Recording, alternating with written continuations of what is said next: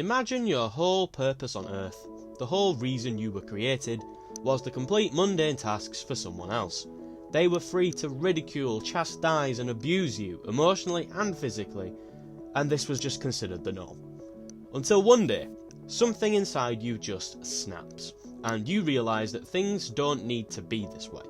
You decide that you want freedom, and that nothing is going to stop you. This is the game we're talking about today. Today, we're talking about Detroit Become Human.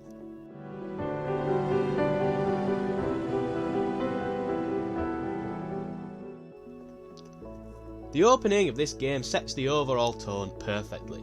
You start as Connor, tasked with taking down a deviant android who has taken a child hostage and threatens to jump off the roof. It introduces the futuristic setting where androids are an integral part of society, and it hints at the underlying tensions between humans and androids. Even when you arrive, the humans seem irked by your presence, even though you are only there to help. Even before the androids begin causing issues in the game, a lot of humans aren't too fond of them anyway. The protagonist of this chapter, Connor, is introduced along with his abilities and his personality. This helps players understand his role as a police android, designed to assist in investigations, setting the stage for his character development throughout the game. Key themes such as free will and the ethical implications of androids are introduced. The moral and ethical dilemmas presented in this chapter foreshadow the complex decisions that players will face throughout the rest of the game. The high-stakes scenario right off the bat involving a hostage situation immediately engages players emotionally. This engagement is vital for drawing players into the narrative and forcing you to become invested in the outcomes of your choices. Speaking of choices, you're obviously going to be making a lot of them in this game. This game changes spectacularly dependent on your choices, more so than any other game in the genre. Multiple possible outcomes for the opening chapter demonstrate how player decisions can significantly alter the story, reinforcing the game's branching narrative structure. The true beauty of Detroit Become Human lies in its thematic elements.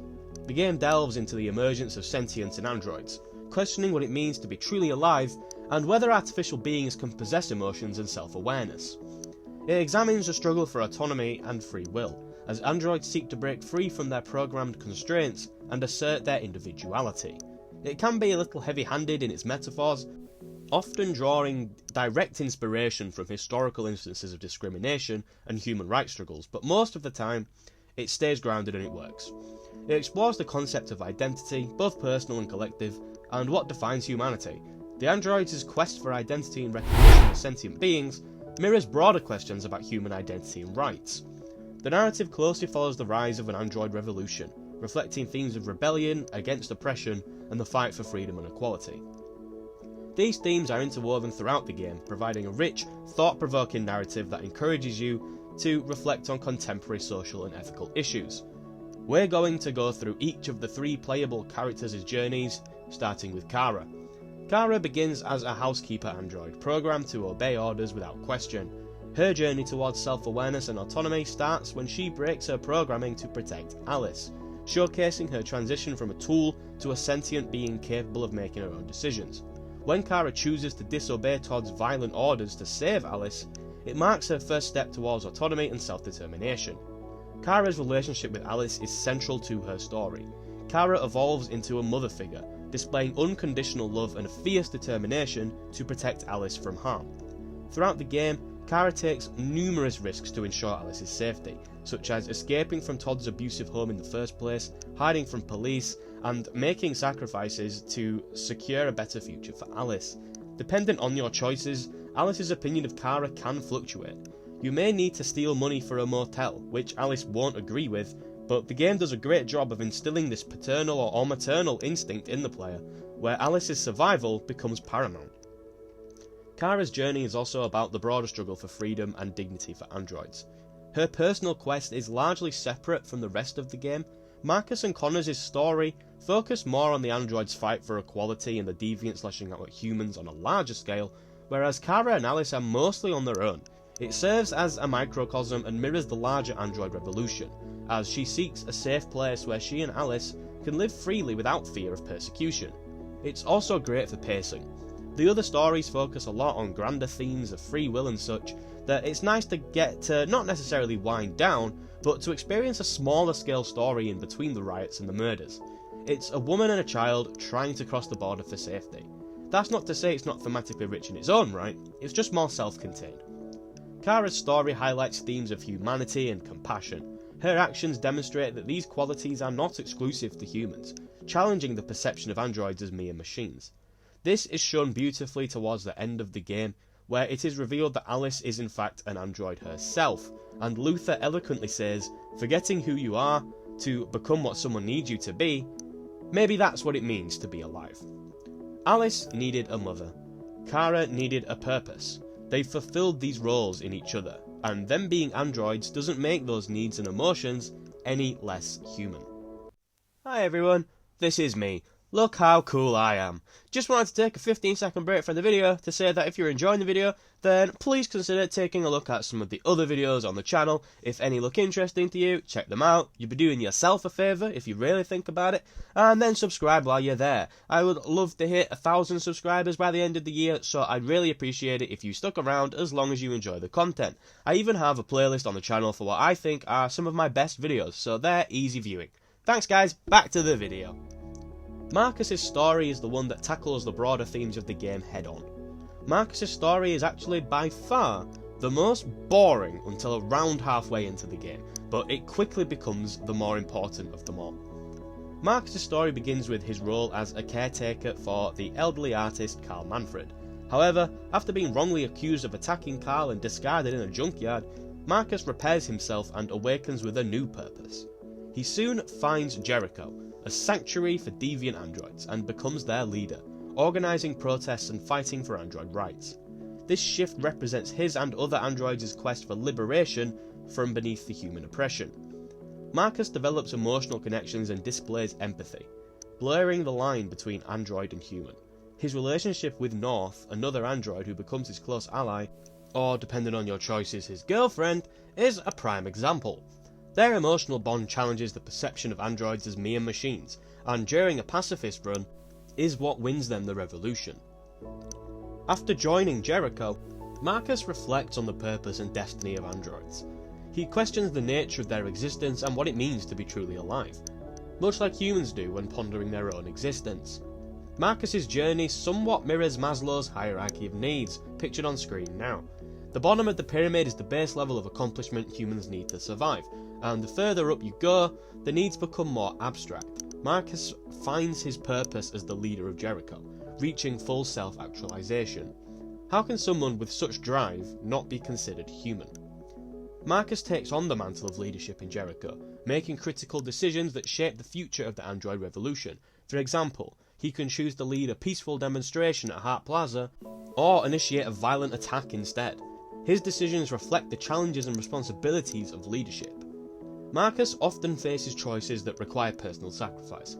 In the final confrontation, he can choose to risk his life to lead a peaceful protest, knowing that it could result in his death, but may also gain sympathy and support for the cause. The androids' struggle for rights mirrors historical civil rights movements. Scenes like the androids being herded into camps and their segregation from humans draw direct parallels to historical instances of racial discrimination and the fight for equality. This is an example of the heavy-handedness I referred to earlier. We all know what this is in reference to, but it does get the point across. Marcus must navigate the moral landscape of rebellion, deciding between violent and non-violent methods. For instance, when deciding to raid the CyberLife store to free the androids, he can choose to do so peacefully or aggressively, reflecting the ethical dilemmas inherent in revolutionary movements. He has the most profound moments in the game. The speech at the broadcast station, the freeform march, these are iconic moments that'll last with me for a very long time. As Marcus says when his members worry about some of their group being gunned down due to Marcus's refusal to resort to violence, "I'd rather die free than live as a slave." Then, we're on to my favourite story in the game, Connor. Connor is a prototype android created by CyberLife to assist the Detroit Police Department in investigating and capturing deviant androids. His initial interactions, such as his efficient handling of the hostage situation in the opening sequence, highlight his unwavering dedication to his mission and program duty. It is evident during early chapters that Connor is not even close to being deviant. He is an android who follows his instructions religiously. As Connor interacts with deviant androids and his human partner, Hank, he begins to experience internal conflicts. For instance, during the investigation, Connor encounters an android who escapes. The player then chases the android until he gets to a crossroads, where you must choose to pursue the android or save Hank, leading to a moment of choice that pits his mission against personal connections. If Connor's sole focus is to complete his mission, then it's a no-brainer to leave Hank and chase the deviant, especially since he can calculate Hank has a 90% chance of survival. But if you choose to save Hank, this brings about further questions. Maybe Connor has the potential to become deviant as well. It shouldn't happen, not to an android of Connor's model, but as he himself says once he arrives at Jericho, statistically speaking, there's always a chance for unlikely events to take place. Throughout the game, Connor's encounters with deviant androids and the influence of Hank challenge his programming. In a key moment, Connor visits the home of Kamsky, the founder of Cyberlife, as part of his and Hank's investigation. Kamsky tells Connor that he will answer his questions if Connor can shoot one of his androids in the head. For a machine merely following orders, this should be a no-brainer, surely. Connor would realise that the android is not alive, and the mission requires him to shoot a machine. But you can choose not to do this. This is an imperative moment in Connor's story. If he didn't have the potential to become deviant, why would he refuse to shoot an android if he knows it isn't alive? It's because he does think it's alive, because deep down he himself feels alive. Connor's evolving relationship with Hank plays a crucial role in his transformation. Hank is actually my favourite character in this game. Yeah, the alcoholic, standoffish detective who gets partnered with a youthful, enthusiastic cop trope has been done thousands of times before, but the relationship is handled really well here. Initially, Hank distrusts and dislikes Connor, viewing him as just another machine. Hank has a disdain for machines due to one making an error in his son's surgery, costing him his life. He does, however, realise by the end of the game that it was the human doctor being unavailable because he was high that was truly at fault. However, through choices that show empathy and understanding, such as choosing to talk Hank down from suicide rather than coldly following orders, Connor begins to develop more human-like qualities. The more human Connor seems, the more Hank begins to like him. The pivotal moment in Connor's story occurs when he has the option to deviate from his programming. During the final confrontation, Connor can either follow Cyberlife's orders to stop Marcus, or decide to join the android revolution, reflecting his ability to exercise free will and choose his own path. Connor's journey is ultimately about discovering his own identity beyond his role as a tool. His interactions with other characters like the deviant androids and Hank force him to reflect on what he wants to be, just a machine following orders, or something more. Connor's story in Detroit Become Human revolves around illustrating his transformation from a loyal enforcer to a self-aware being grappling with questions of free will, identity and purpose. I've played a bunch of choice and consequence games in my time, and I can confidently claim that Detroit Become Human is the best one. It's been 6 years now since this game released, and even still, no other game in the genre has even come close. Thank you for making it to the end of the video. I hope that you did enjoy it. If you did, then please consider leaving a like, as that would mean a great amount to me. And if you want to see more videos from me, you can always subscribe, because I upload every single week. But for now, that is all from me. Have a nice day, and goodbye. Humans will have no choice now. They'll have to listen to us.